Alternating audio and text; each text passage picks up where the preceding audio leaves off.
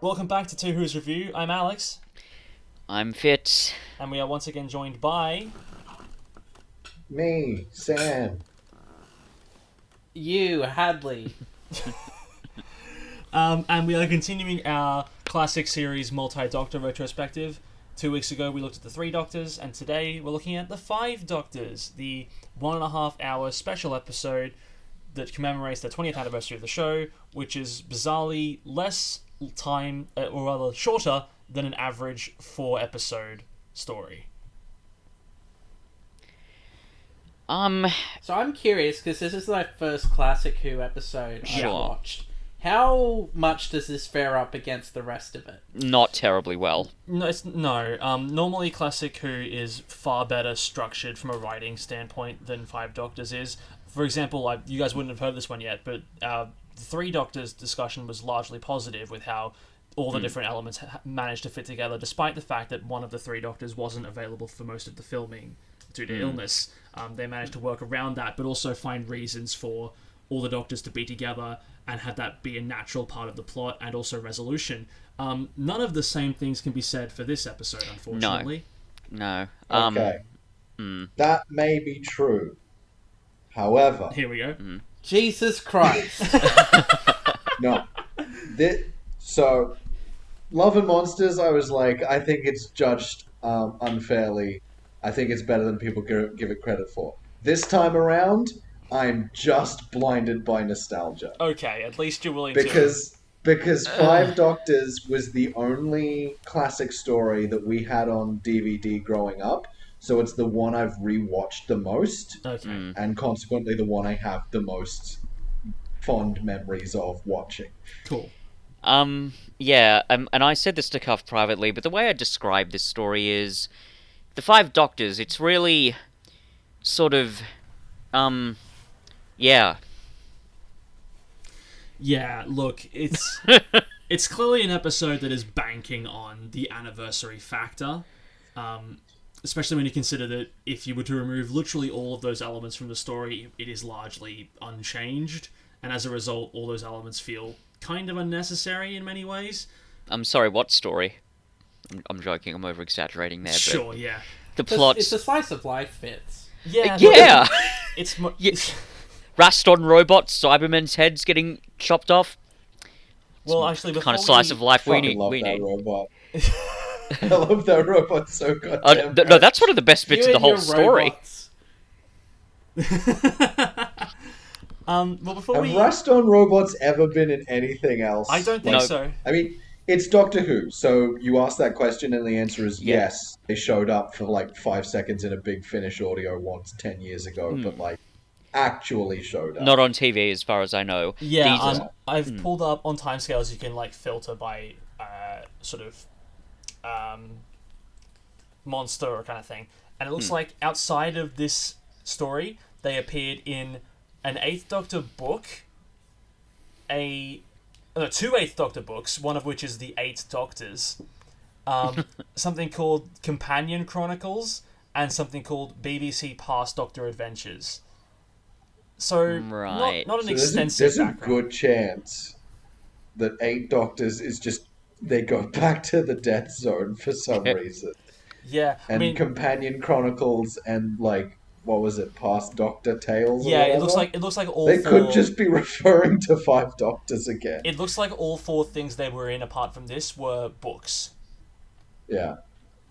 Right. But before we get into, well, I've talked about timescales. Before we get into it properly, Hadley, as your first classic Who experience,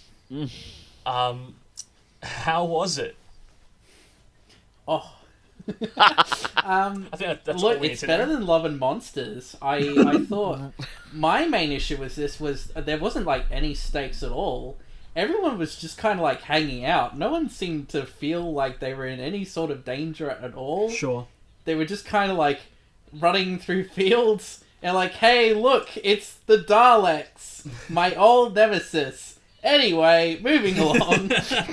Yeah. Yeah, and I get the impulse to do that, right? It's like 20 years of the show, let's throw together a whole bunch of the most recognizable characters and monsters, and maybe if we can tell a good story, we'll we can, but we don't have to prioritize it.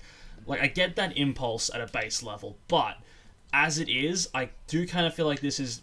We've had 3 anniversary specials so far. There's a 60th anniversary special coming later in the year. I do kind of feel like of the 3, this is the worst. 3 Doctors structurally is really, really good. Like, it's got a decent pacing across all 4 episodes. Day of the Doctor, it's not perfect, but it gives reasons for all 3 Doctors to be there. It tells a story that feels important to the world and, like, has big implications for the future. Granted, those implications don't come to fruition in any meaningful way, but it does its job in isolation. This episode apart, like, it's the only anniversary special which you don't have to watch and nothing about the show changes. Yeah, I mean, I was actually going to say, look, for all my significant criticisms of both Moffat and the 50th anniversary special, at least it had more narrative drive than what this does, right? Yeah. Here, it's just this, like, there's an Alice in Wonderland reference in there, and that's kind of what this is. They're just wandering through this weird, Wonderland space, and nothing...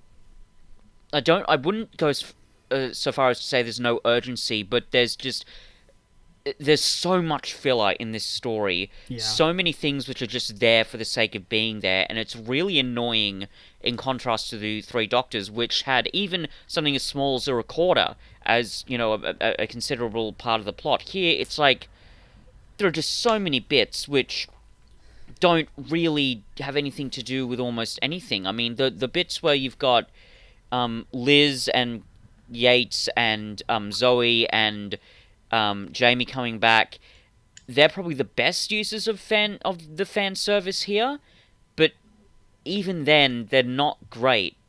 And which is, to say nothing of things like K9, who doesn't seem to do anything in this story, who's just there. So, yeah. I love they brought back companions that could only film one scene, and they were just holograms. That was a really important scene. Yeah. I mean, well, especially when you consider that this story chose to break the mold of traditional Doctor Who release structure, but they did nothing with it. Like, this is the first time that the show has done, like, this long a story in, like, one go. They've done, like, a single episode thing in the past, but, like, this is the first, it does really feel like you could probably find the spots to cut and just turn it into a 3-parter. Yeah, well, my thing is, like, if you've made the decision to be like, okay, we're doing a 20th anniversary special, let's make it essentially a 90-minute TV movie, and to not take advantage of that, and just sort of have, like, just have, like, a whole extended part of the story where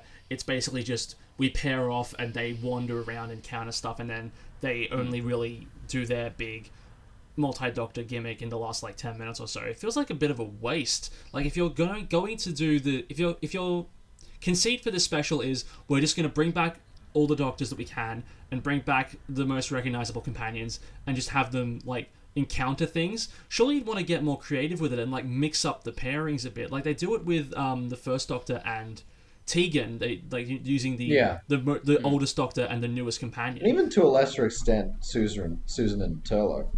Well, yeah, true. But even then, like, surely you'd want to go the whole hog and, like, okay, we're doing this, like, special thing. What can we do that we can never do again? Like, really get creative with it. Put the second Doctor with Sarah Jane. Like, put the third Doctor with Susan. Like, give us some, like, genuinely unique pairings that you can use this as an opportunity to do once that you can never do again.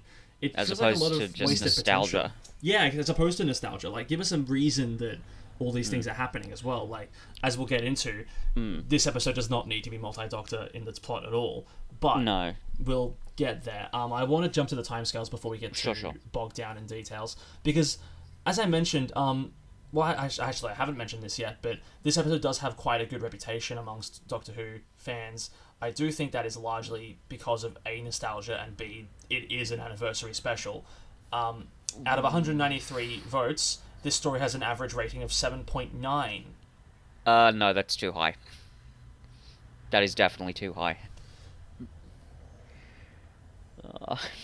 I know, it's tough, it's difficult to say that about a story like this, but, I mean, it's a 7 point... Like, yeah, I'll I'll agree. Even with my nostalgia and having watched it like a couple of hours ago, I I would say 7, sure, but not 8. Well, it's interesting because we've looked at Resurrection of the Daleks recently, which is another Fifth Doctor story that is kind of highly rated as well, but even that is 2 stories beneath this on average ranks. This is the 5th highest rated Fifth Doctor story on the timescale. Oof. Oh god. Yeah, and again, this is just personal opinion. Yeah, I don't think that's true at all. No. Okay. Well, just to go back to what you were saying before about how this is of like the anniversary specials, this is the least important in terms of lore. Like I would agree with that. But is this the first time Rassilon as a concept is introduced into Doctor Who canon? No. Okay. Yeah. There have been Rassilon other was episodes. yeah. We looked at the Rassilon's a big part of the Deadly Assassin, which we've looked at Yeah. before. I think like they mention a lot of Rassilon stuff in that. That's the introduction to Turlo, isn't it? No, No. that's I think Okay. I think you may be thinking of Mordred Undead. The Deadly Assassin is the 4th Doctor story where the Doctor supposedly assassinates the President of Time Lords. Yes. Yeah. And I there's have a feeling I'm going to have very little to contribute to. Well, actually, That's all right. I have barely anything to contribute either. I'm just doing it anyway. it's actually good that you're here, Hadley, because you can look at the episode outside of the anniversary factor, given that you know very little about classic Who and these yeah, it'll be characters. interesting to get your perspective. I didn't know anyone's names. I didn't get an impression of anyone's personalities. It definitely felt like a Saturday morning cartoon where it's like, hey, it's this TV show crossing over with this TV show, and we're pairing everyone up. It's the Jimmy Timmy Power Hour where they combine Fairly Odd Parents and Jimmy Neutron. The Jimmy Timmy Power Hour was better than this. Oh no, like I'm not that. doing. I'm not. I love all 3 Jimmy Timmy Power Hours, but like it's a similar feel. I do agree with that. Like, I'm gonna move away from this for a moment because I was bombarded with how dare you slandered Jimmy Neutron and Timmy Turner for a moment. So Is this the most a Doctor Who podcast has ever mentioned the Jimmy Timmy Power Hour? Absolutely. I would be surprised, like even just outside of our podcast, I would be surprised if there's another Doctor Who podcast that has referenced it at all. Oh yeah, that's what I mean. Like out of any Doctor Who podcast ever. I'm not willing to put in the research to determine one way or the other. I'm just going to say yes and move on. Yeah. So this has a 7.6 for plot. That's inaccurate. No. Yeah. Sorry, Covered. I was stepping on your lines there. So say again. This is a plot that is strung together by the first 5 minutes and the last 5 minutes. Nothing else in the middle is really important. Yeah. No, this is not good. I wouldn't say nothing. I mean, there are developments, but it's largely But it's everyone like wandering through the Death Zone to eventually end up at the tower. There's nothing really happening there. But once 5 goes to Gallifrey and starts doing all the like, there's a conspiracy, there's a traitor, oh, this guy's been accused, then he's got shot, that kind of stuff. Like I guess. Like say what you will about how well it's done, but it is story, it is plot. Stuff is happening. Yeah, like there's advancing. There's definitely stuff happening in it. I feel unfortunately though, that even by the time you get to the sort of conspiracies within the upper echelons of Time Lord society, I feel I'm nowhere near invested enough to justify that sort of thing. So I'm just like, okay, this is kind of happening. And the problem I think I have with a lot of the plot here is, how should I put this? So I have talked before about the fact that a lot of stuff in Doctor Who, the plot isn't fantastic. They'll have random narrative turns. Some of the cliffhangers will be pretty weak. And Cov and I have discussed this stuff before. But some of those strange narrative turns I'm actually pretty okay with because of how strange or experimental or even surreal some of them are. There was a particular example in The Deadly Assassin we went over. The problem is there's not a lot happening here, and there's not really a lot of risks or experimentation being Yeah. made to justify it. There's nothing underneath it. And granted, it's not like Destiny of the Daleks bad, where I said like 5 times it's a nothing story with nothing on top of nothing. There's stuff here, but I don't. I know that I should be caring way more for these characters than I am, and it's just by the time we get to the more sort of intense plot development, I'm not invested enough by that point anyway. And even if I was, there doesn't seem to be a lot of consequence for them. So, And I'll also say to your point, Yeah. Sam, about it interesting having Susan and Turlo paired up. It would have been if all they did wasn't 3 separate instances of watching the Cybermen set up a bomb and then nothing else. Yeah, exactly. Watching the Cybermen, who are known to be quite competent at what they do, very slowly set up a bomb next to the TARDIS that we cut back to 4 or 5 times. So the story also has an 8.7 for acting, which, sure, like, yeah. everyone's basically still giving the performances that they are supposed to give as these characters. No one's like phoning it in here. Yeah. Even by, like, because as I've I'll said... say- Tom Baker's kind of phoning it in. Who, sorry? Tom Baker's kind of phoning it in. Well, sure, but Yeah, Well, I mean... Do you, He by the way, literally phoned it in. do you guys know the backstory to those little sections? they're from Sharda, right? So- Yeah. Yeah, they're archival footage because he didn't want to be involved. Yeah, they used clips from an unreleased episode Yeah. Yeah. to have him in Which there. is... I mean... Which is why when he wakes up again at the end, he's nowhere near where he Yeah. was. I mean, I said that this story doesn't have a lot of like risk-taking or innovations, but I mean that's something, I guess, that I they mean, the did best- that, but it still doesn't really amount I to mean, look, anything. The best part about them using Triangles the can't grab people if they go onto bridges. footage... Now we know that. Look, the best part about them using the footage like this is they were able to lampoon it in the 5-ish Doctors reboot. Like, Oh, how I don't do they think do I've- that? Where the I don't think I've trouble seen is it. out, It's boy. so Jiminy Didicus. so in the 5-ish Doctors reboot, the whole plot of that is that Peter Davison, Colin Baker, and Sylvester McCoy are trying to get into the 50th anniversary special because they haven't been called. They haven't gotten a call from the BBC about it. And for a bulk of the episode, it's just the 3 of them. At one point, they have a conversation like, should we get Tom involved in this? And they're all like, well, you can call him if you want. Oh, I don't want to do it. You call him. And then one of them does call him, and then they cut to the same footage that they use in this episode. That's right.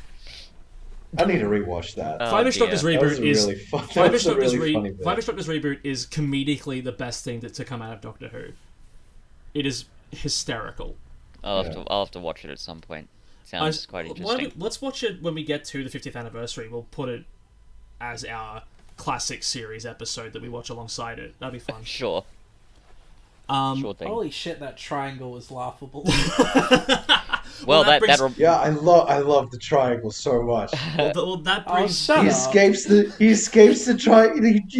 He's in Bessie and he escapes the triangle, and then it just comes out of the side and gets him anyway, and it turns them all into little action figures. well that I love that actually. The That action, brings- It's so fun. the that cosmic brings- chessboard, but that brings me on to Well, like this episode has the a best one is 7.9 for effects for this story. 7.9. oh, yes. look, I actually Look, largely what we do when we rate the effects is we try to consider for the time and for the budget.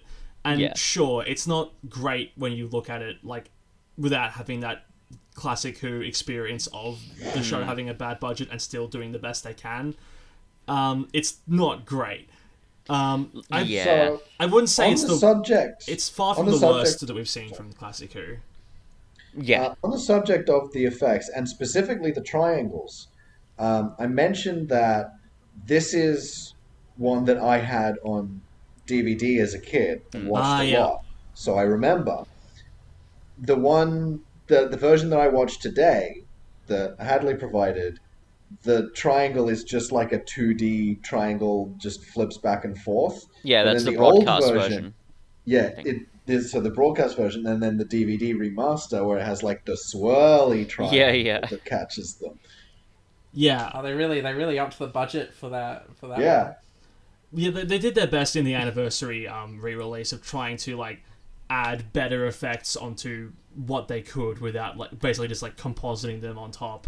Like there's very little you can do with conceptually, footage. Getting caught by a triangle.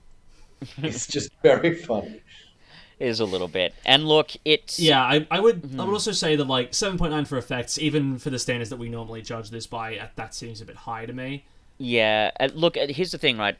One thing I will give this story credit for is I'm surprised how good and grand the production values are. Like, you've got, Rassilon's tomb and the wasteland and the tower. That's kind of impressive. It's just a shame it's not really used very well. Yeah. And as a point of contrast, if you look at something like Carnival of Monsters, I think in a way it's doing more with less, because, we could have seen, any number of sort of areas in the miniscope in that story, but we only got what we got. But that still felt more grand than what we got here. It felt kind of wasted, which is really annoying. But on like specifically like the visuals effects, excuse me, yeah, they're not, even by whose standards, they're not great. They don't bother me terribly, and I do really quite enjoy even the concept of the cosmic chessboard. That, even beyond kind of the goofiness of it, and the fact that he's got the little fucking, military, shuffle thingies pushing the pieces on it, which is so kind of dumb. Even beyond that, I kind of enjoy the concept of it. They maybe could have done more with it, but it's, not the most frustrating thing in the whole story. But anyway, point is, generally, yes, I think that's a little high for the special effects. Even by Who standards, then classic Who standards, they're not amazing. At least they keep it. They keep the CGI sort of stuff. They keep it sort of to a minimum, so it's not terrible. But yeah, like there are better examples. What do you mean CGI? I mean, I think maybe the triangle might have been a very, very rudimentary form of CGI in the 80s. Okay. I'm not going to challenge that. I mean, granted, yeah, like special effects isn't my expertise. In general, or just like the shot at the ending with all of the TARDISes separating, where it's just like I was going to bring that up. I love that. Pro, forgot about that. Line tool grab, move PNG. But don't you just hate it when you come to a party and you're trying to leave, but then someone's parked their TARDIS in the exact same spot in space and time as you? Well, my thing with that you have to Photoshop it out. My thing with that is like less about the graphics of that and like the execution, but it's more about the implications of they didn't arrive by TARDIS, but they left by TARDIS. So are they now like, do they each have like an extra TARDIS when they land back where they're meant to be? So the answer to that, Cuff, is that a wizard did it. Okay. A wizard named Rassilon. Yeah, of course, my mistake. Yeah. The TARDIS followed them like a loyal dog. But also, like, the triangle took Bessie, and Bessie wasn't returned, so does the Third Doctor just lose Bessie in that timeline now? No, because in the Seventh Doctor story Battlefield, Bessie shows up again. I think she's with the Brigadier that whole time, so... Okay. Is Bessie the car? Bessie's the car, yes. Not to be confused with his other car, the Whomobile. Yes, the Whomobile! I can't wait till we see that again. Hadley, when you after this, Hadley, look up Whomobile, because the three of us watched an episode of Classic Whomobile, and it's sure. Well, it was in Invasion of the Dinosaurs. Yes, which it was. Actually helps me segue into a point I wanted to make. Sure. So, oh dear God! I just looked up the Whomobile. and John Pertwee. Do they just like cut a boat in half? What is this? It's a really 70s design, and the funniest part is that you have shots of John Pertwee as the Doctor just driving that thing down the street, not giving a shit who saw him. Yeah, in like modern day London, quote unquote. Yeah, in 70s London, which is so great. But yeah, so way back when, first time I was on the show, the classic series episode we did was Invasion of the Dinosaurs. And I mentioned that from what I remember of watching classic series, I didn't like Sarah Jane very much. And that was largely because my mum fucking hated her. But when we watched Invasion of the Dinosaurs, we were like, Sarah Jane's not that bad in this one. and that was like the second or third at most ever Sarah Jane story. Hmm. 5 Doctors. This is the version of Sarah Jane that my mum fucking despised. Yeah, I was This gonna is the say. version Yeah, that I did not like. And Yeah, I also, was I'll point annoyed. out as well that there have been a lot of episodes that we've watched that have had Sarah Jane in them that you weren't there for, Sam. And in quite a few of them, me and Fitz have gone, "Oh man, it's a shame. She was so good in Invasion of the Dinosaurs, but here, Yeah. she's just basically doing nothing." Yeah, like I've got a note here. Sorry, were you gonna say something, Sam? No, I was just gonna say, like, she went through this like sort of weird transition of like infantilization might be too extreme, but like she was definitely dumbed down a lot over the course of her being in the show. Yeah, Because like even her fashion sense went from like being like pretty like smart casual to a lot more like younger kid fashion over time. Do you think maybe that a part of that might have coincided with her not being the only companion anymore, and and them having to like split the companion's role between another person, like when Harry was around, like because I think maybe in a couple of the episodes, like certainly in Genesis, a lot of the important companion stuff Harry's doing, and then Sarah Jane's stuff is just sort of happening. I don't remember the time Harry was on the show well enough to really comment on that. I mean, she definitely does. Unfortunately, I mean, I may have said this before, but I don't know if I'd say like full blown like damsel in distress, but she definitely gets relegated to a less participatory role in the plot, and it is very annoying. And it happens, unfortunately, mostly in Tom Baker's era. Like she's pretty good in Robot, but then almost immediately after that, she doesn't take as much of an active role in the plot, and it's really quite annoying because she's a really good character, and it's no difference here. I've written a note here where I've got Sarah Jane's sense of fear when she's confronted with the mind of Rassilon does make some sense, but it's still a shame to see her relegated to such a position given what an active role she took in Invasion of the Dinosaurs. So yeah, it's annoying. Because she's a really good character, and to see this, it's just okay.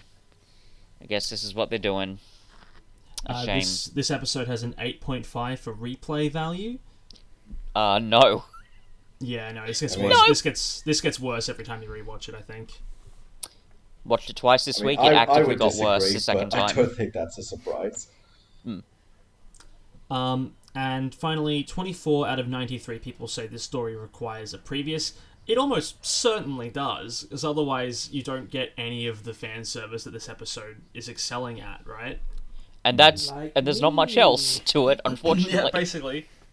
As opposed to the Three Doctors, which had a really solid story to the point where I said I wouldn't even call most of the callbacks in that story fan service, but here it's fan service after fan service. It's ridiculously frivolous, and there's also a lot of annoying filler that doesn't need to be there. So yeah. And finally, I'll read the synopsis before we get into discussion. Mm-hmm. The Doctor's past incarnations are taken out of time by a forbidden time scoop device. The Fourth Doctor becomes trapped in the vortex, but the others find themselves, together with a number of their old companions, with the Fifth Doctor and his companions in the Death Zone on their home planet Gallifrey. Here they face a Dalek, a Yeti, a Quicksilver Raston warrior robot, and numerous Cybermen. Also present is the Master, who has been summoned by the High Council of Time Lords to help the Doctor. It turns out that President Barusa is the mysterious operator of the time scoop. He aims to use the Doctors to breach the defences of the Dark Tower, Rassilon's tomb, so that he can enter there and claim immortality. When he does so, however, he is condemned by Rassilon to eternal existence in the form of a living statue. Then Elton puts his dick in him. Yay! Yay!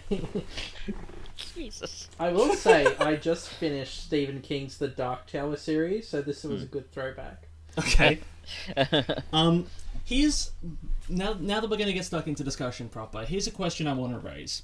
Sure. What was stopping this story from being single Doctor, where the High Time Lord President uses the time scoop to just capture the Fifth Doctor and current companions, to have him then enter Rassilon's tomb in advance of the President to get rid of all the danger, and then, the rest of the story happens the same way. This did not need to be the anniversary story. Okay, Pretty so simple, Cuff. Money.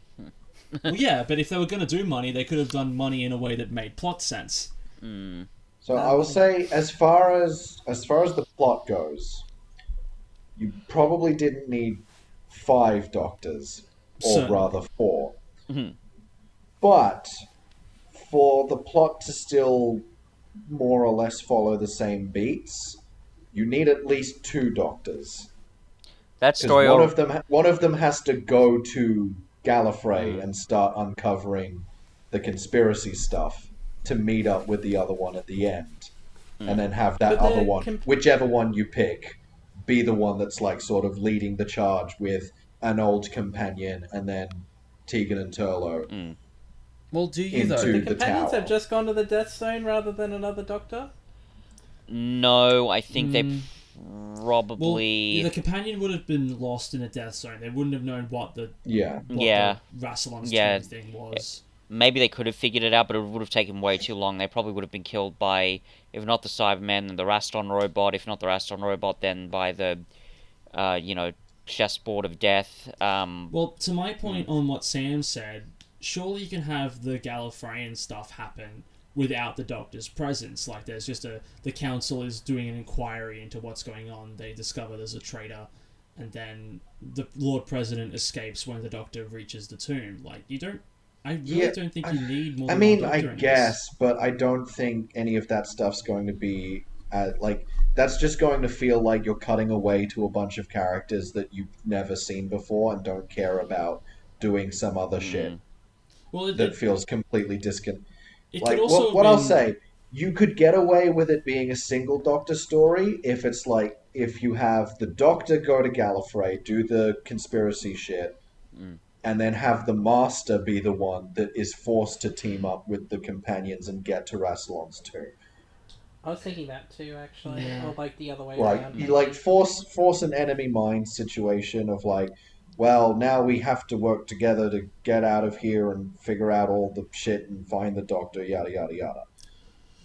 Well, here's another point. They're like, And it's a different argument, but I think it's pretty valid. Do you even need the Doctor in this? That ending when he's playing the harp I mean, to so, discover like- the mystery. Well, sure, but like when you think about the it, with Raiders of the Lost Ark argument. yeah, like with or without the Doctor, the Time Lord President gets to the tomb, puts the ring on, and becomes a stone face. Yeah, that's true. I mean, yeah, but like, again, like it's the Raiders of the Lost Ark argument. So like, yes, the Nazis probably would have opened the Ark and just died, but like we got Raiders out of it, so who cares? Well, yeah, but we could have got something better out Like of I'm this, not gonna right? I'm not gonna say that Five Doctors is as good as Raiders, Sure. but like Well, to me, it's just like the three the Doctors. story has to include the main character of the series because it's a story in the series. Sure, We just watched Love and Monsters. We barely had a Doctor in it. that's true. But also, like, again, it goes back to like. But if you're going Elton to- wasn't in the Death Zone. Thank God. I'm not sure what his reaction would have been when he saw the tomb of Rassilon on all those faces. Thank God he wasn't there. There's an idea for a story. Just This get better not awaken anything in it. just get Elton right, and then give him like a a camera, and then he can do like a found footage documentary about going through the Death Zone. Yeah, I mean, genuinely, yeah. You know what? There's probably like some obscure Big Finish audio that brings Elton back and does something. But like my whole thing is like, not that, but like similar. I just wish that like this story was more important for the Doctor and for his presence, right? Because that's what the Three Doctors No, was. that's totally Like fair. we watched the Three Doctors recently. That is a story that can only be done with multiple Doctors and really requires there to be multiple Doctors. This is very weak in comparison in that regard. Yeah, there's a fair bit to talk about here. I've got, fair few notes. I So one of the things that I've sort of touched on that did really annoy me was, and this is a similar problem I had with Destiny of the Daleks, although not as badly. Yeah, the dialogue is not great. It's very fillery. They're saying the same thing over and over. There's one bit that I've got down here where oh god, where is it? Where the brigadier is like, they're explaining the concept of immortality for some reason, and then the brigadier's like, what, live forever, never die? And then the first doctor's like, that's what the word means, young man. And I'm like, why the fuck is that there? What are you talking about? Do you, again, not like Destiny of the Daleks bad, but that's just not good. Like, there are certain elements where the characterizations, they work. There's clearly an understanding from Terrence Dix's part that, you know, he understands who these characters are, but they're not operating at a particularly deep level. Not quite surface level, but nowhere near as deep as I want them to, certainly. The fact that you've just got... It definitely feels like fan fiction. Sorry, go ahead, Hadley. Pardon? It definitely feels like fan fiction. You know, does I in a really way, want to yeah. say that's not true, but it kind of does. It's like, oh, I reversed the polarity. Oh, I can see you've been doing this place up a bit. I don't like it. Like it... it's Well, just... I actually have a question for you, Fitz, and I think you might be able to answer this better than Hopefully, any sure, of us yeah. can.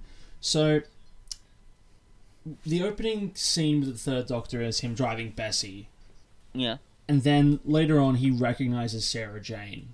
Mm. Does that make sense? Because if you don't know, Bessie was only a thing in the show because for a while the Third Doctor was exiled to Earth and couldn't use his TARDIS. So Bessie became the new Doctor Who vehicle for a bit. But the Doctor gets the use of his TARDIS back long before Sarah Jane is even in the picture. So, does the Third Doctor's... is his inclusion in the story with Bessie and knowledge of Sarah Jane, does that make any kind of sense? I mean, he still has Bessie. He just doesn't use her as much, right? Well, yeah, but I don't know if is there ever a point in the show where like he would be driving because once he has the TARDIS back, does he have a reason to take Bessie out for a joyride anymore? Well, no, because he's got the Whomobile. Well, that's also a good point. I would have preferred to see the Whomobile come back. That's the fan service we want. Yeah, But yeah. that's also combined with the Second Doctor's conversation with Phantom Jamie and Phantom Zoe. Does that make sense? Because that event happens literally minutes before the Second Doctor regenerates, but he gets taken out of time as he's meeting the Brigadier for tea. Well, he does. Well, here's actually another... If that's where he gets taken He out does. of time, He does why have would that he line know where their he's fate? like, "I'm fucking around with time a little bit here to visit." Sure, Yeah. but like, why would that be like? If this is happening after Zoe and Jamie are taken away, but before he regenerates, why would he be like, wait, there's one thing I gotta do. I'm gonna have tea with the Brigadier. Like he can still do that, especially since his exile is going to happen on Earth. But that's a good point. I hadn't thought about that. I don't think much of this stuff was well thought out in terms of the lore Oh, of the show. God, of course it wasn't. With the Third Doctor and the Second Doctor, with them being taken out of time in ways that seem to contradict canon. Yeah, like that's a good point, Carl. Because again, I hadn't thought about it that much. But yeah, like if he, if his exile was such a serious thing, like it's not like the Time Lords were going to say, "Oh yeah, we'll give you one last fun excursion to some of your old mates before we, There's forcibly." a chance the Time Lords would let that happen. I mean, maybe, but like,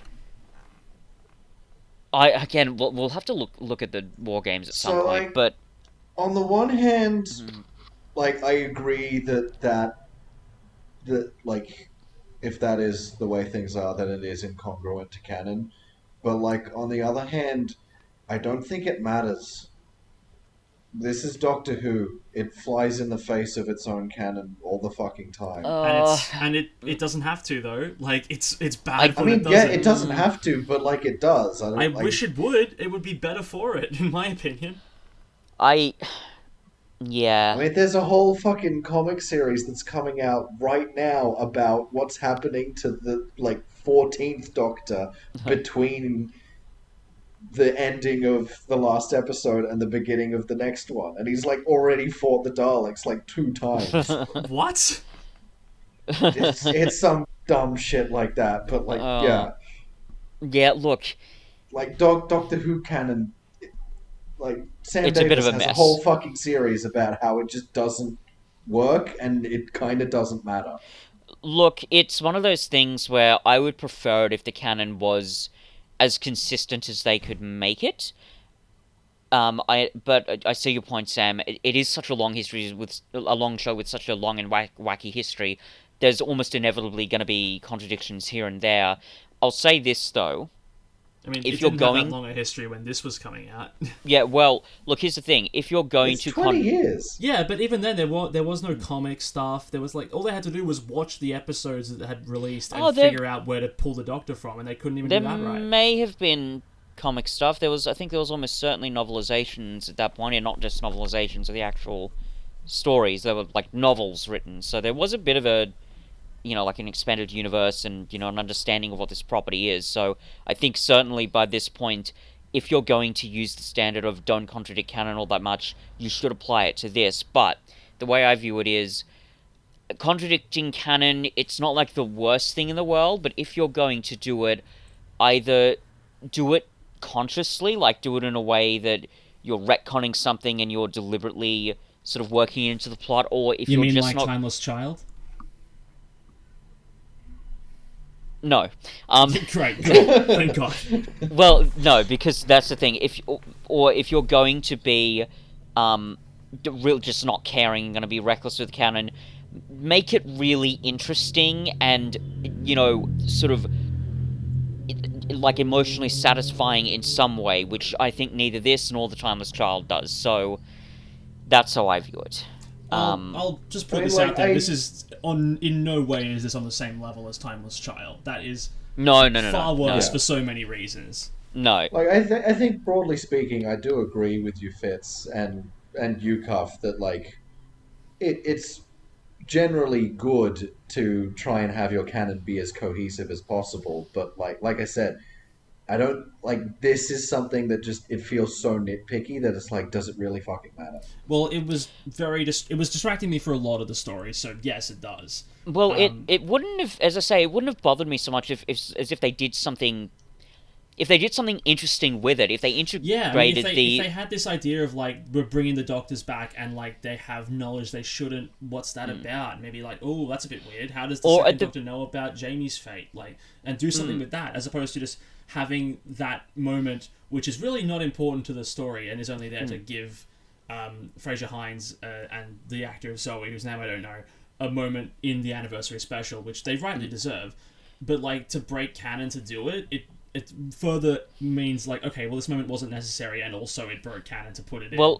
it's even worse than that in a way, because I just wish, even if they were going to ignore canon, like I just Do it wish they for a better integrated reason, yeah. into the plot in a more interesting way. And Yeah. the worst part is that's probably one of the better uses of fan service, because at least there's some consequence on the plot, because it offers an obstacle for the Doctors to sort of overcome. But even then, it doesn't really do anything to the overall story. So even if they were going to contradict canon, at least they could have tried to integrate it with the plot, but they didn't. So it's just kind of there. Again, it's just more filler in its own way, and it's just annoying. I mean, like I talk a lot about, as I said, the fact that Doctor Who takes risks, and one of the things I love about it is it's one of these sort of scrappy underdog shows that, for the most part, has almost always had to prove itself. But what happens in those situations, and it's not just true with Doctor Who, it's true with a lot of like low budget filmmaking as well. The restrictions that are placed on the creators, whether it be for budgetary reasons or censorship or just even the quality of the narrative, constraints in that regard, it can force people to become more innovative. Necessity is the mother of invention, as they say. So when I see it happen in Doctor Who and they pull it off, it's really wonderful and exciting. The Invasion of the Dinosaurs is kind of like that, and so is Carnival of Monsters. But here, they then not only are they succumbing to the restrictions of this story in the sense that they're saying, oh, it's an anniversary, we've got to have past characters, but then they're not rising to that challenge. They're not doing anything interesting with it. They're just, again, these characters are just there. They're not really doing anything interesting with the plot. They're not contributing much. They're certainly not saying anything about the show writ large, beyond this story. So it just becomes kind of pointless. And if I may, I just want to bring up another element here regarding characters that struck me. The Master. apart from the easiest pie bit, does he really do anything? Because I don't know if he really does. No, even he gets the Cybermen off the first Doctor and Tegan's tail and kills a bunch of them, but that could have been taken care of in another way. The easiest pie bit probably the first Doctor himself probably could have figured that out at some point.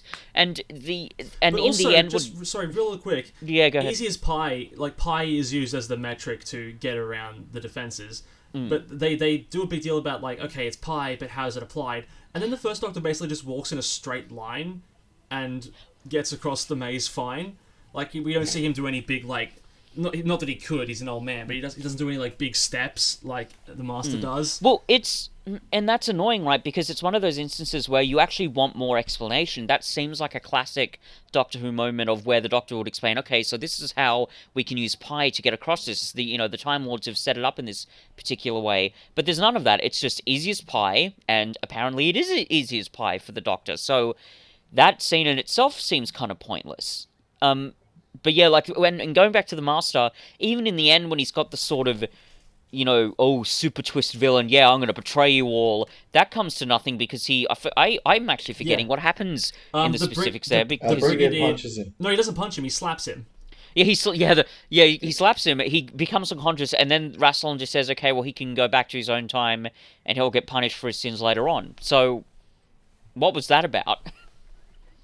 I feel like the Master doesn't do much, but in a way, that's kind of the point. I guess. Like, it would have been nice if there was a point. Yeah. Well, no, like that's what I said. There is a point. The point is that he is trying to do something, but the doctors keep being like, "No, it's you. Fuck off. I'm not trusting you." I guess so. He's not achieving any goals because of that. But I suppose. I understand what you mean. I think it's more of a running gag than a character arc. But which is it's something at least. I think that's what bothers me about it. It's like I see what you mean, Sam. That the running gag is the point. It is kind of funny because it's the first Doctor, isn't it, that slaps him? Isn't it that knocks him out? The Brigadier, sorry. So that itself is just kind of really funny. But it's the just first Doctor doesn't recognize him. That's true. But it's just kind of frustrating that he's relegated to what really amounts to as a gag. I'm reminded of and granted it's been years since I've seen the story, and we should look at it at some point. But the Mark of the Rani, he's the secondary villain in it. But I've heard that story's got a bad reputation. I mean, for a number of reasons. But one of them is that the Master's not really doing anything. He's just sort of tagging along with the Rani, just doing stuff. But here it feels even worse. Like he's sort of scheming, and it's fun seeing Anthony Ainley doing his evil thing, wearing his, for some reason, like a Dracula cape. I'm not sure what that was about, but I will say, doesn't amount to much. I do wish he was doing more. Yeah. But I think if he was doing more, that would also muddy an already sort of all over the place story more than is necessary, which is a shame because I think Anthony Ainley is probably my favorite Master. He's pretty good, but even then, the whole thing, like you say, sort of muddying the narrative. But the problem is with me, there's so much of this narrative that feels so pointless that I wish they could have gutted massive chunks of it and then maybe include the Master in a certain way. But there's so many elements that aren't being strung together almost at all that the Master just becomes part of the weird, mismatched, casserole that we've been given here. So overall this episode is frustrating, and it's becoming more frustrating the more I discuss it, if I'm honest. Especially when you consider that there are about to be 4 anniversary specials, and this is the only one that involves the Master, unless it turns out Neil Patrick Harris is the Master in the 60th anniversary, which I'm not going to be very happy with. As much as I love NPH, he's not the Master. No. Let's move on to a different topic real quick. So obviously William Hartnell passed away many years before the filming of this. They recast the First Doctor. Richard Hurndall, I think he does a fine job. I don't think he's as good a replacement as David Bradley. Yeah, I agree. I I had prefer. that same thought, actually. Yeah, I prefer David Bradley. David Bradley feels like he's playing. I think perhaps owing to the fact that he played William Hartnell first, but it feels like David Bradley is playing William Hartnell's First Doctor, whereas Richard Hurndall is doing the First Doctor. Yeah. It's. Yeah, I agree. I prefer David Bradley's performance, and it's funny. Like, people think that William Hartnell, I think, was really old when he played that role, but he really wasn't. He was. I'm pretty sure that when, like, the year he started, he was a year younger than Capaldi was the year he started. So David Bradley is quite, I think, at least 15 years older, or nearly 15 years older than William Hartnell was when David Bradley started. So that description sort of fell apart, but you know what I mean. Like, so he can sort of, I don't know, portray the sort of old man nuances quite well. But regardless, I do generally prefer David Bradley's performance. I admire what Richard Hurndall's doing here, but it's just not. It's not the same. I don't know if I'd call it like a weak imitation, but you just know that it's not William Hartnell, and even beyond, like, this doesn't really have to do with the caliber of a performer that Richard Hurndall is, but he just doesn't quite feel like the First Doctor. The First Doctor's kind of different. The First Doctor, in a weird way, is both. He's more humorous, but he's also considerably crankier than Richard Hurndall is. He gets the crankiness on occasion. Sorry? Like, Richard Hurndall gets that cranky nature across every now and then. He does, but it's not quite the same, I don't think, as William Hartnell. But yeah, so having recently watched a bunch of First Doctor stuff, like, I don't think his reputation as, like, the old cranky one is nearly as deserved. Because, like, most of the time, he's just sort of, like running around being like, hee hee hee, ooh, I'm an old man and I'm having mischief. He's got that weird laugh. I'm beating up Romans in my living quarters. Ooh. And I think he's definitely got cranky moments, but that side of him definitely seems a lot more evident. Yeah. In what I've seen of him so far, at least. Yeah, he's got a very mischievous side, and I think I even mentioned when we looked at when Cov and I did the Time Meddler. It's almost like a John Pertwee quality where he's sort of fucking with people, and it's very entertaining. Well, the other thing you have to remember is that, like, he's thought of as, like, the oldest Doctor actor, or at least was for a while, but he's also the youngest iteration of the Doctor. Which is funny because he says when you get to my age there isn't a lot to fear, which was a little odd, but there you are. Well, he's not the youngest iteration. Sorry, Hadley. What do you mean by youngest iteration? As in, he's the first. He's the first Doctor. There weren't any other ones before him.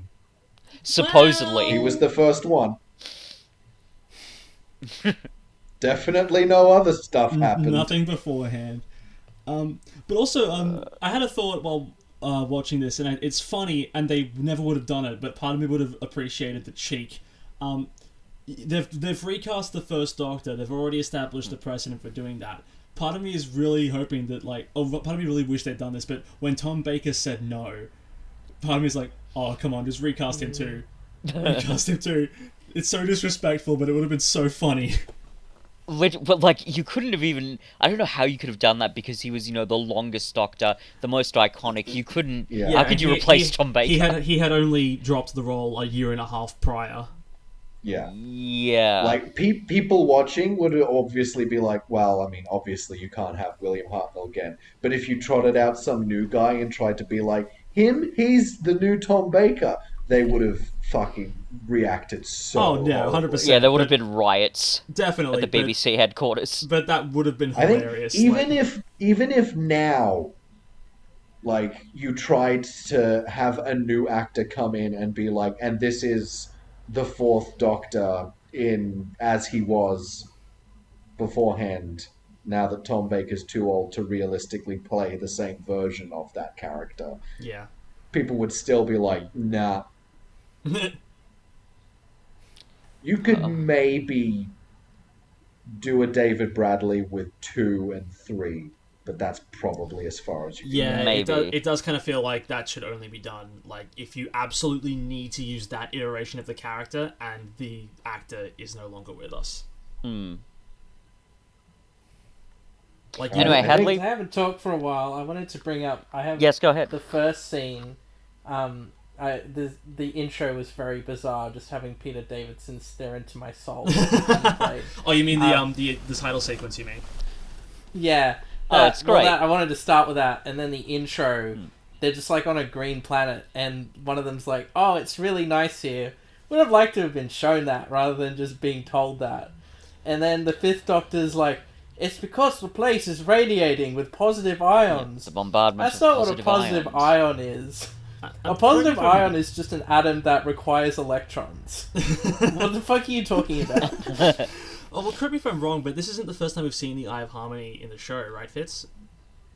This is a different thing. This is the Eye of Orion. Orion, I'm pretty sorry, sure. the Eye of Orion. But is this Yeah, the and first time it's been used, or I is think this... I think it might be. Certainly, I'm okay.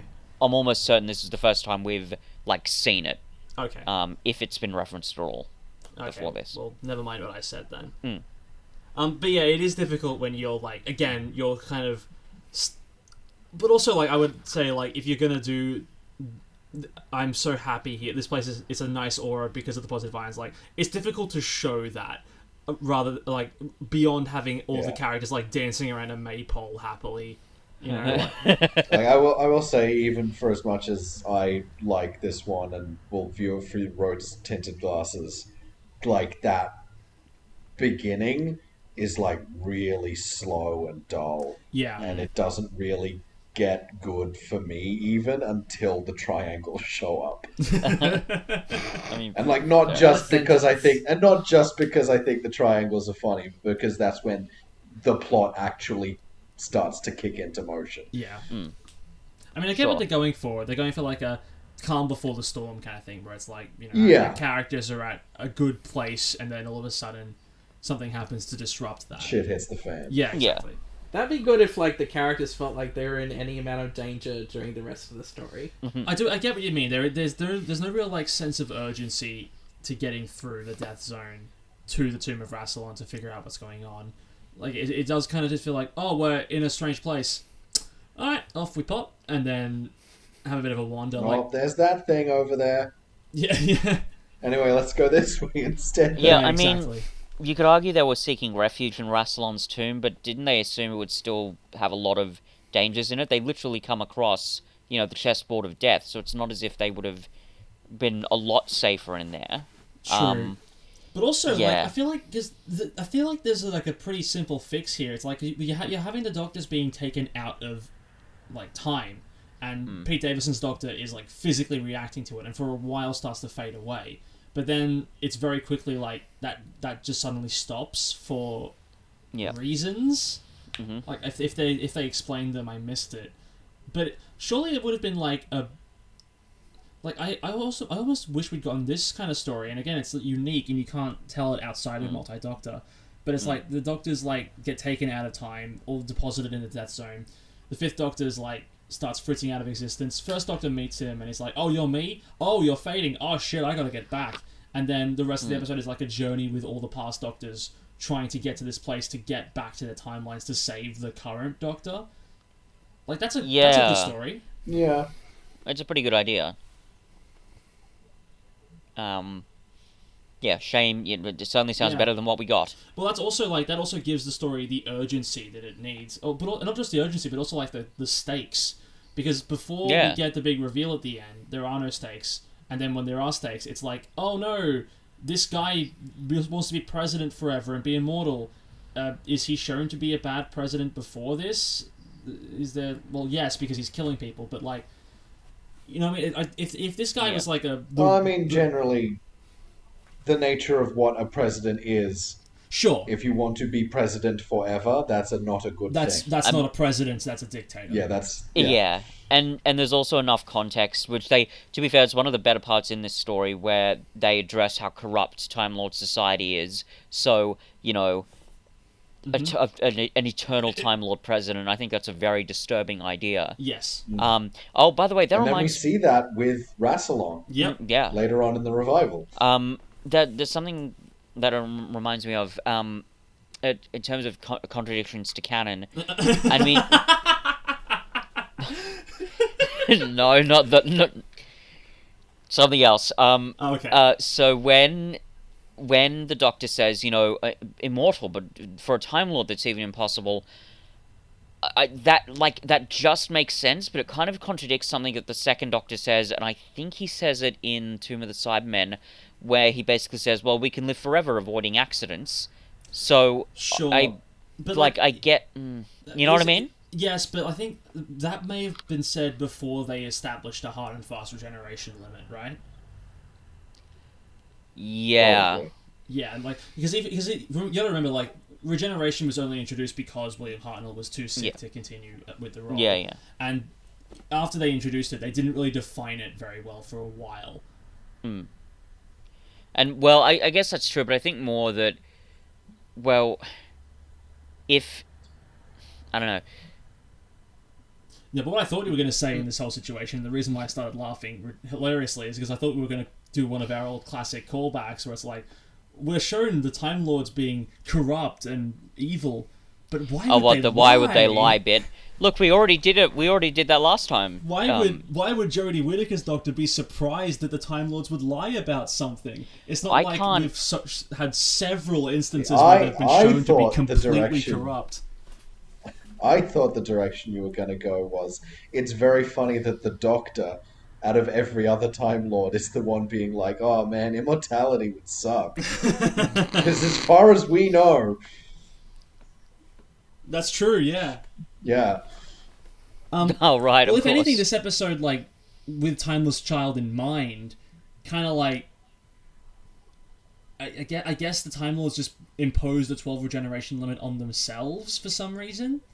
Like, rather than that just being a part of their genetics that evolved. Well, like, maybe now that we know that it was like a biological gene splicing thing that they did, that they chose to actively cap it at 12. Well, the thing is, like, you say that they forced, you know, they deliberately capped it at 12, but that kind of sort of tracks with when they say to the Master, we'll give you a whole new series of regeneration. Yeah. So maybe... Well, yeah. Delgado was his last one. And he only got to be Ainley by cheating the system. Well, true, but also, like... Yeah. I guess that means that, like, they did it to the Doctor as well, so he's not immortal, but... I don't know. Well, I don't want to be thinking about Timeless Child right now. No, but, like... Fucking... When 11 regenerates... Yeah. Timeless Child, like, retroactively made me think, is like... Did they just send some fucking placebo fart gas through the rift then? Well, it's either that or when they Because reset he was always going to regenerate. It was either that or when they reset him back, the Doctor back to being a child and William Hartnell, that's when they gave the Doctor a hard and fast regeneration limit somehow. Like, to keep the lie up, I suppose. Because, like, if you do that to the Time, like, if you remove a Time Lord's memories and be like, you're just like all of us, but then they're able to regenerate past 12, they're gonna have questions. Somehow, now I have another theory. The Doctor regenerated again. Go ahead, Hadley. No, just let me. So I've got a theory, and I think this might be it. I don't think the writers put much thought into it. Oh, no. I mean, that can be true, and also in universe there can be a shambolic explanation as well. Yeah, they can. I'm still going to make fun of the writers. No, that's true. Something. So you should. Yeah, no, correct. And it's not like any of us. It's not like us trying to theorize how it makes sense is like a justification for the writers not doing the legwork to getting the story where they want it to be. No. So that's another thing. So Rassilon has set up a countermeasure for people wanting immortality, albeit if you don't spread that rumor in the first place, no one's going to come to the tomb seeking immortality. But never mind. The moment where, after they see that the president become the statue, Rassilon then asks the doctors, "Do you want immortality too?" And they were like, "Oh no, I couldn't possibly." Like, that's funny, but I feel like it would have been stronger thematically if the doctors had been asked first and they had gone, "No, that sounds like hell," and then it's offered to the president and he wants it. Like, you know what I mean? Like, it's sure. I mean, yeah. No, that makes sense.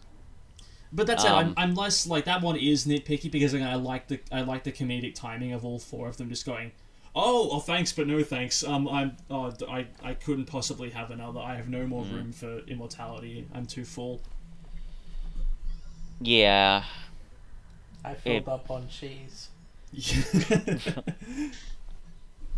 Yeah, it's just another example. Filled up on regenerations, did you? So you like regenerations, do you? I left that one in as a joke. Well, here, have all the regenerations in the world. You even had the meta crisis. I couldn't possibly have another doctor. Oh, really? Because I have a war doctor. Oh, maybe a little bit. Maybe a little bit of war doctor then. We have seconds of David Tennant. Oh, you didn't say that was Tennant. Shut up. Is that what is that a reference to? I feel Always Room for Christmas. Two different Auntie Donna. Oh yeah, that's right. The cheese one as well. Oh, right. Yeah. Right. But going back to the immortality thing, is this another example of this episode being not quite as thematically rich as I would like it to be? Yeah. I'd definitely say so. Like, there's not... Okay, here's the way I describe this story, right?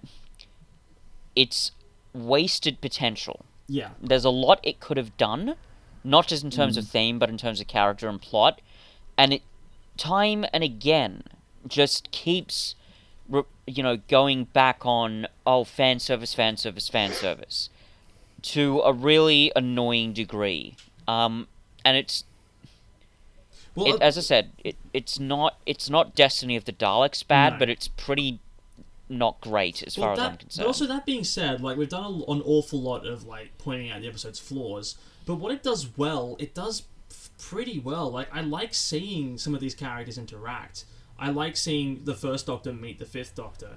It's fun to see Troughton interact with the Brigadier for what will end up being the last time. It's fun to watch Pertwee interact with Sladen for what will end up being the last time. But a lot of that stuff, and a lot of the multi-Doctor stuff is good. It's just a shame that a lot of it is 1 and 2 and 3 interacting, but we've seen a lot of that in the 3 Doctors already. The new stuff would have been having 5 interact with them, which we don't really get that much of. Yeah. So really, it was all Tom Baker's fault.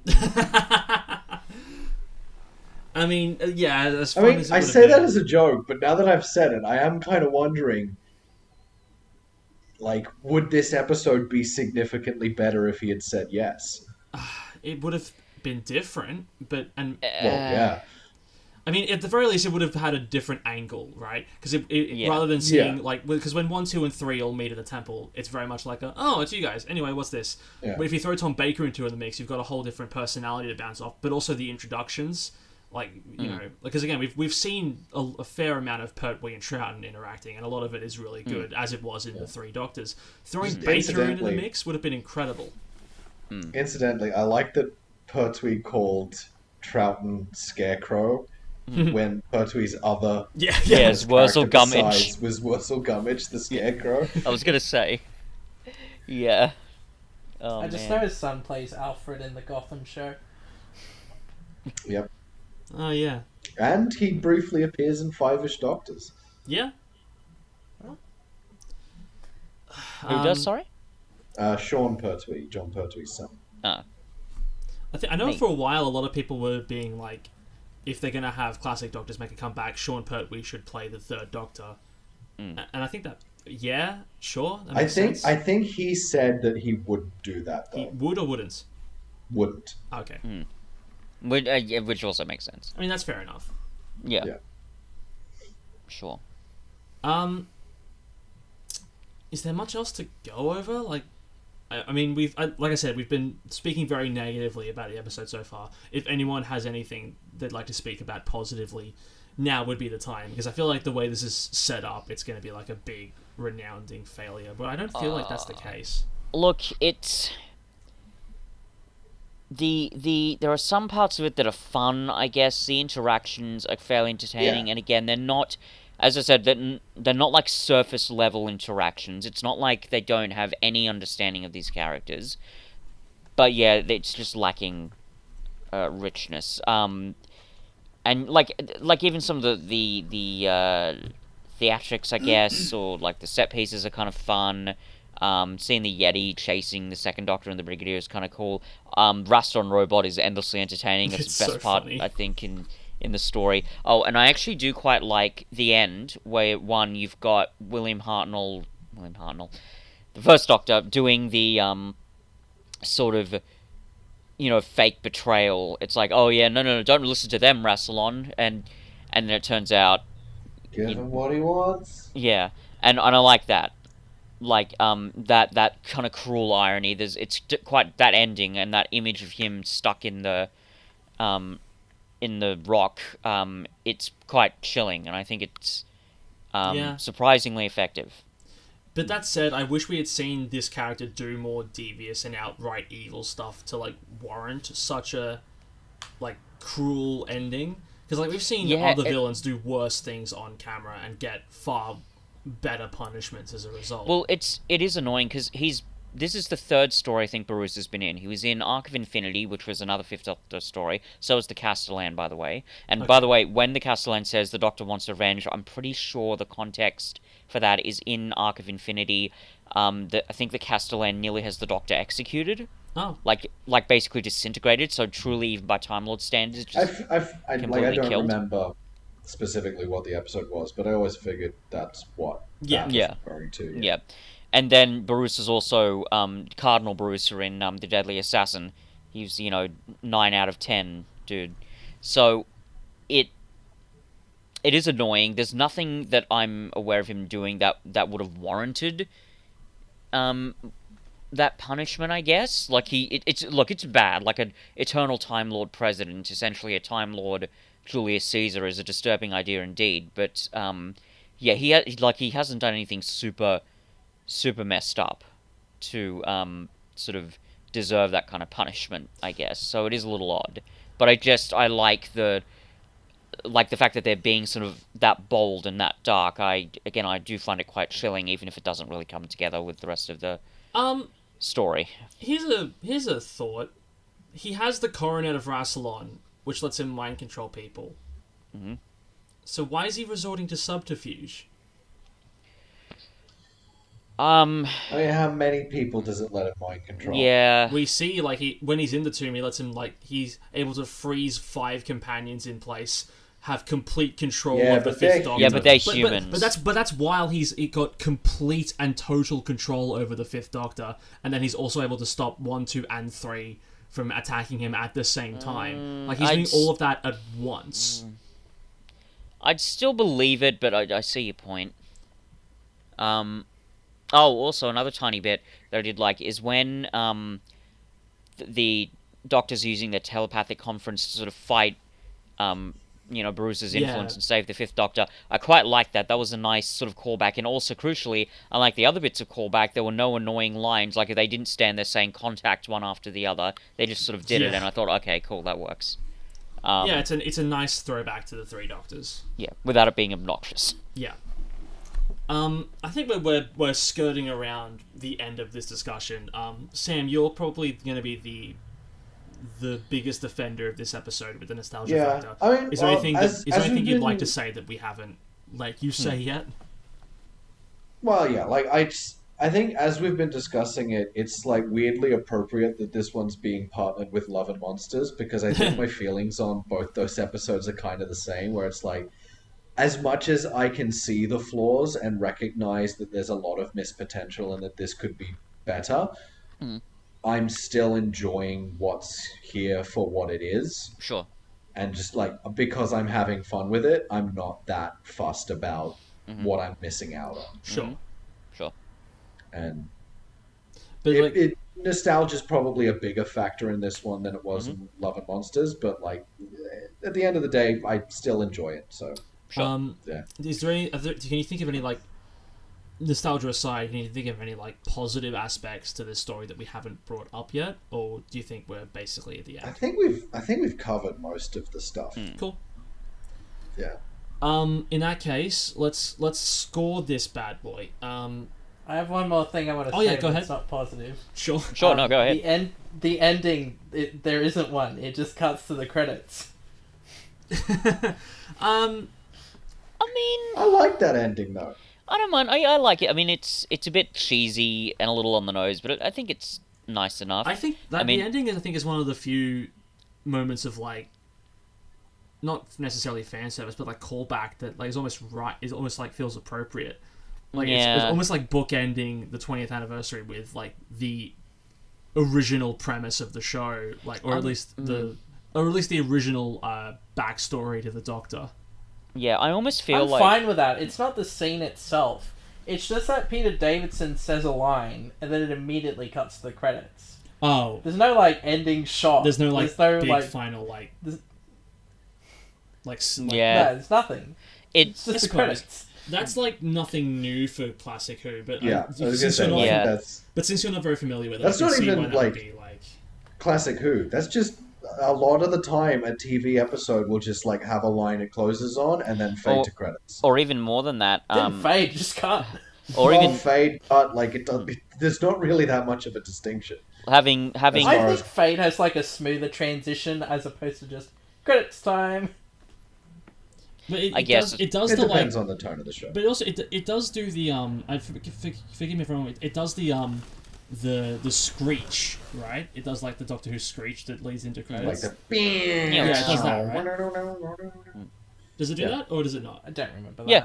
I don't remember Okay. that. Oh, actually, no. that It was might, a little that bit might be different. the version you watched and I watched this afternoon. Which is No, the it's broadcast a little bit different because it's the first half of the credits song is a slightly sped up, pitched high version of the first Doctor theme song, and then Yeah. it transitions into the fifth Doctor theme song. So it's not so much a sting as much as it literally just goes to the song. Oh, so maybe that's to why. be fair, then. that is Maybe that's why. yeah. Yeah. it's pretty abrupt, I have to admit.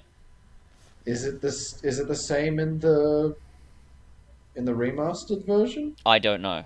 I watched the Because broadcast. I feel like it's just the normal Fifth Doctor one, but like That's possible. I haven't seen that version in years, so I'm not sure. Oh. But yeah, I can get, especially if you're not very familiar with the typical formula of the way Yeah, the Classic Who yeah, likes I to can resolve understand itself. that, 'cause- I see that. Because there have been other, See, it's meant to be bad. well, Well, it's meant that's to a be, bit harsh. It's meant but- to be stylized, but sure. there are other Doctor Who stories that do end that suddenly, and I think sort of more to Sam's point, even beyond Doctor Who, there are other scenarios that are like that. So if you go to, for example, classic Universal monster movies of the 30s and 40s, they often have very abrupt endings, by which I mean they don't even really have a credits because all the credits are taken care of in the opening. So it's Even very just like earlier the this year end. when I had COVID, I rewatched all of Stargate SG-1. Hmm. And like I noticed for the first time really that there are so many episodes that are just like, well, the story's over. Credits. But also, it's like, like, it's, That's fine. it's not like. But I'll also say that, like, the way that the plot and everything wraps up, it's not like, I don't think it's terribly abrupt. Like, they deal with the president. Everyone says their goodbyes. The Time Lords speak to Peter Davison. He runs away, and then he does a little tie a bow on it ending line. Like, it all ends, but I get that it's not like a. Again, it's purely not to do with the scene or how like the plot resolves. It's purely to do with how they actually just end it, like the final shot. the style, Yeah. yeah. Yeah, Fair Yeah, I enough. guess so. That's my only issue with the Sure. ending. That's fair enough. The rest of it's fine. Sure. Sure thing. All right. Does anyone want to start with their ranking first? 7. 7 for Sam. Yeah. Cool. I'm gonna give this a 4. Okay. For me. There's some bits that I kind of like, but it is still frustrating, is still wasted potential, and a lot of the problems I have with it are on principle similar problems that I had with Destiny of the Daleks, the main issue being, again, this story has potential, Destiny of the Daleks didn't have any potential. Sure. Hadley, So- what are you going to say? I'm gonna agree with Fitz. It's a 4. Pretty inoffensive story. I was just very bored. Yeah, that's about where I'm at as well. I think I'm going to give it a 5, actually, because I don't think I can, like, physically rank this lower than Love and Monsters, because, like, that feels wrong, especially with the way Love and Monsters ended. But a lot of the problems I have with it are present and hard to look past. Sure. At least I think that a lot of this stuff in this story, at the very least with, like, the classic characters coming back, that's more rewarding. Not if you don't know them very well, but I think it's more rewarding to see that than it is to see what the Absorbaloff's true plans were. Let's put it that way. Yeah, I think that's about it then. I think we've basically covered it. I'll once again ask if you get special guests for this block of recording. Have anything you want to plug, Sam? Chances of me having uploaded a Xenoblade between this episode and the last one And where can they? And not very good. Well, where can our viewers find that in case you do? Well, you can find me at SweetsBeats. That's on YouTube, right? Not down the street. Yes. Yeah. Cool. And Hadley? Stale bread. We review Goosebumps. We don't play video games anymore. We review Goosebumps. And next month we'll be talking about the horror at Camp Jelly Jam and Revenge of the Lawn Gnomes. Well, that might have already been released by the time Yeah, I was this going to episode say, goes you out. don't know how long it's going to take this episode to come out. We'll see. Next week we are returning to Revival Who to look at the darling episode of the Tennant era, the one all the fans like to talk about in high regard. It's Fear Her. Fear her? I hardly know her. Oh, fuck you. Ursula versus Barusa. Who is the concrete-faced throat goat? Vote on your phones now. Why, It's like Faraway Idol. why do we have to bring throats back into it? That's the end of it. We're done.